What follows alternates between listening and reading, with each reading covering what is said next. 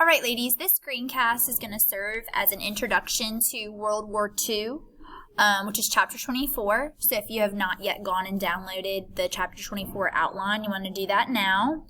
I'm going to discuss today just the overall causes of the war, and then we'll jump into the actual narrative tomorrow with the aggressions in both Asia and Europe. So the first cause of World War II is actually the previous war, World War I, and then the failure of the treaty that ended that war, which was the Treaty of Versailles. This is a good review as well because you kind of need to remember that World War I is also on this unit test. So with World War I, if you kind of recall how it ended with Great Britain and France wanting to harshly, punish Germany, that doesn't really restore peace. That instills bitterness and hostility and resentment from within Germany. Europe is really not doing super well. At the end of the war, they're in political chaos, they're in economic chaos, and there's just not this feeling of contentment and that things are, ended cleanly. So the treaty is just way too harsh on Germany and kind of leaving them in a point where, if you remember, they are required to pay war damages amounting to, millions of dollars that they just don't have. So that doesn't create conclusion or closure. That creates resentment and hostility, almost ensuring that this war will pick up at some point. So, and I have those two bullets there.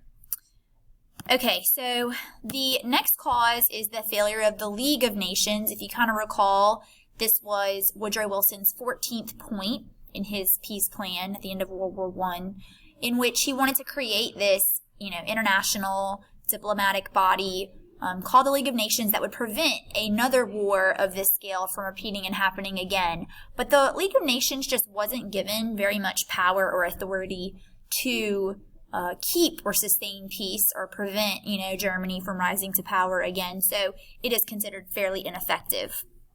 The Great Depression is definitely considered a cause of World War II.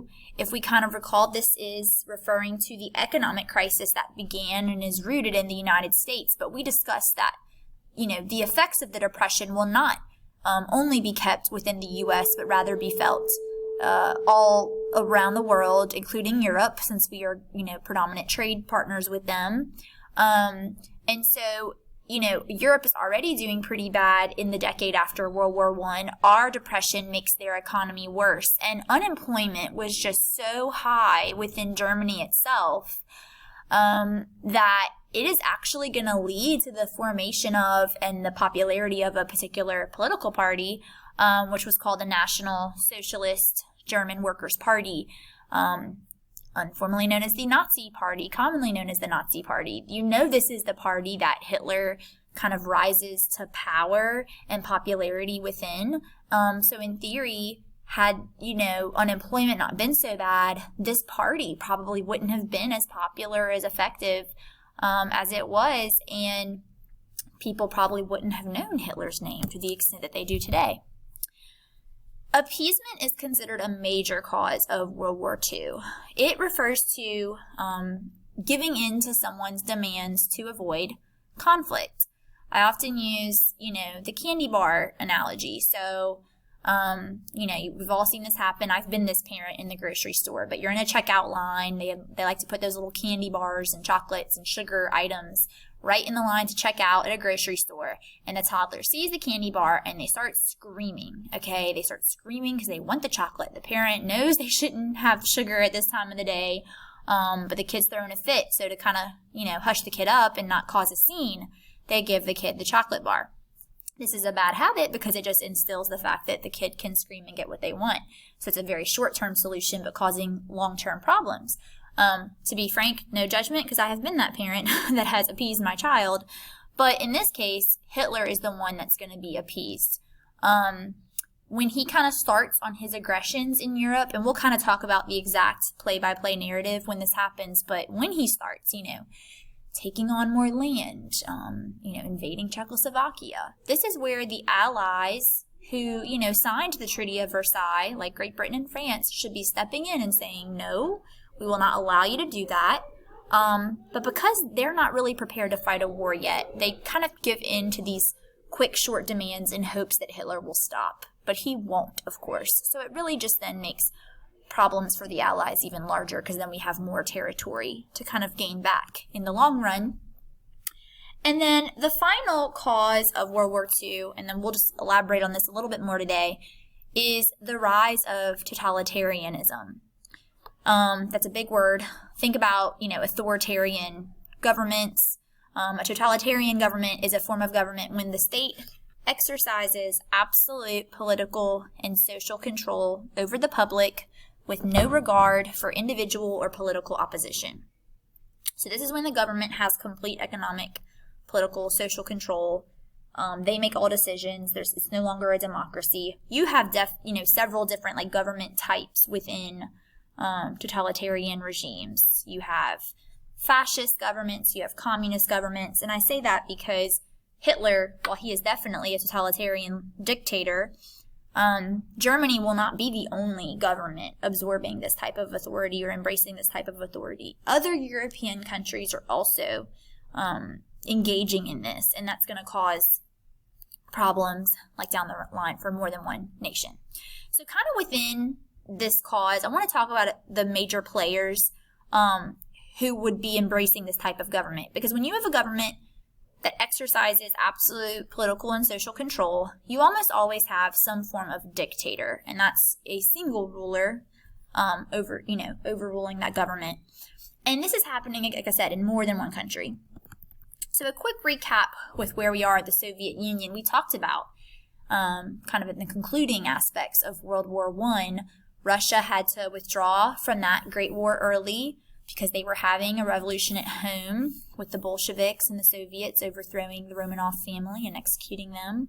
And Vladimir Lenin was the leader of that. Remember, he was very influenced by a German philosopher, Karl Marx, who wrote the Communist Manifesto. And so since Lenin identifies with, a communist government, that's the type of government he applies in Russia, now known as the Soviet Union, as dictator. Okay, so we talked about Lenin being that first communist dictator, but in the 30s, Lenin passes away, and so his successor is one Joseph Stalin.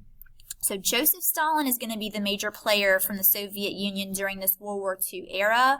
We know that Stalin was very cruel, very abrasive with his populace, not allowing any room for opposition. He was well known to throw any political opponent into political concentration camps in Siberia, which is very cold, so very cruel type of prison. But just something to consider, food for thought. Stalin will actually become an American ally during World War II. Yes, that's right. We fight with the Soviets, not against them in World War II. But we'll talk more about that later. So we have Stalin in the Soviet Union. In Italy, we have Benito Mussolini. He is a fascist dictator. I'm not going to talk too much about fascism. Just to give you a brief definition, a fascist government embraces extreme nationalism, militarism, strength in military, extreme pride of that nation.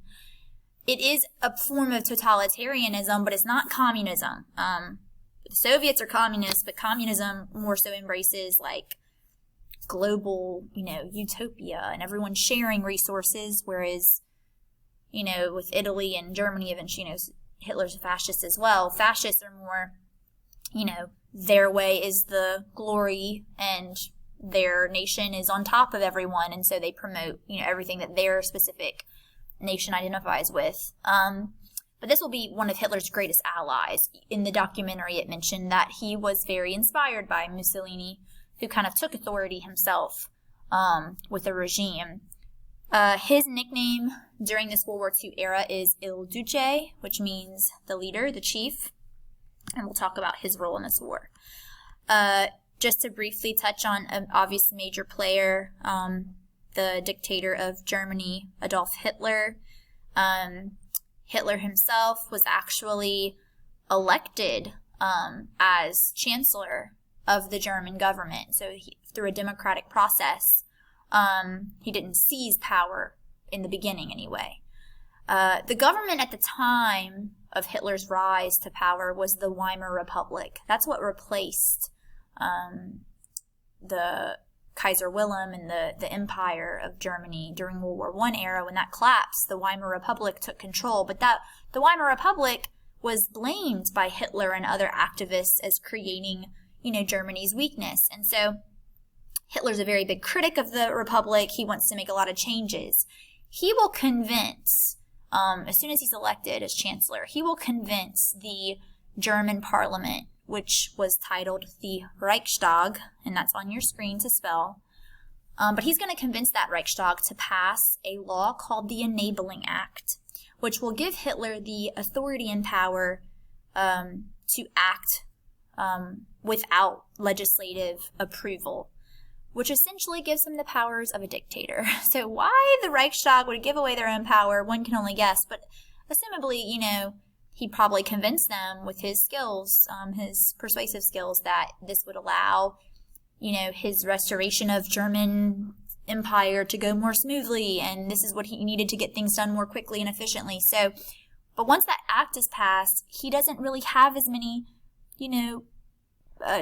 check marks and checkpoints where people are signing off on what he's doing, and he's able to just do what he wants within the German government.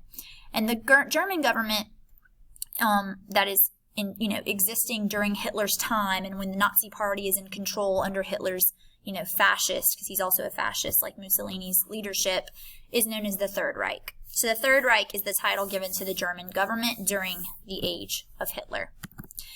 The last nation we'll talk about today in terms of a kind of dictatorial leadership position is within Japan, because obviously they are a huge player in this World War II era.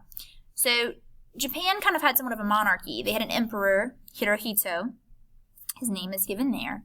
But most people at this point in history assume that the power of Japan actually lied within the military, because it's the military that's going to be acting very authoritarian and aggressive during the 30s.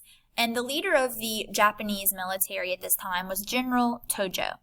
And so most people consider he's the one actually making the calls. For example, he's the one that plots and executes Pearl Harbor.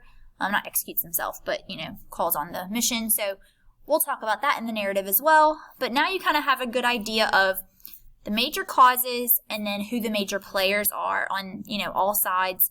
We'll look at, obviously, the allies and the side we fight with, like Churchill, etc., in class over the next several days.